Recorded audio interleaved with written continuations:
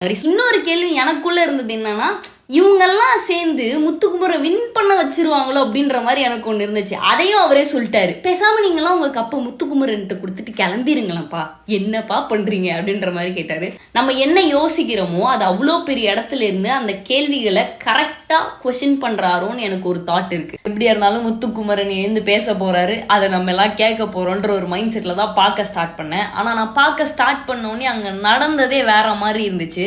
First விஷயம் வந்து விஜய் சேதுபதி இந்த வாரம் உங்களுக்கு எப்படி இருக்குன்னு கேட்டுட்டு எழுந்ததே முத்துக்குமரன் தான். வழக்கம் போல என்னயா இந்த ஆள் பேச போறான் அப்படின்னு நாங்க நினைச்சிட்டு இருக்கும் போது அங்க கொடுத்தாரு விஜய் சேதுபதி ஒரு ட்விஸ்ட்.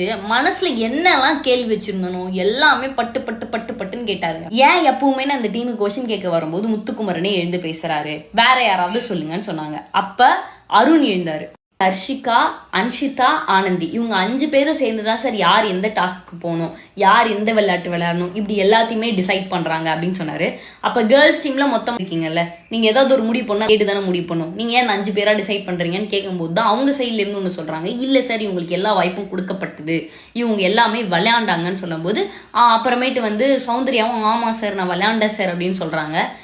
வந்து பர்சனலா இன்னும் சௌந்தர்யாக்கு எங்க பேசணும் எப்படி பேசணும்ன்ற விஷயம் தெரியலையோ, அவங்க ஏதோ ஒண்ணு பண்ணணும்னு நினைச்சு ஏதோ ஒண்ணு பண்ணிட்டு இருக்காங்களோன்னு தோணுது. பாப்போம் வாட்ஸ் கோட் ஹேப்பன். லைக் பண்ணுங்க, ஷேர் பண்ணுங்க, சப்ஸ்கிரைப் பண்ணுங்க, மறக்காம கீழே இருக்கிற பெல்ல ஒரு தட்டு தட்டுங்க.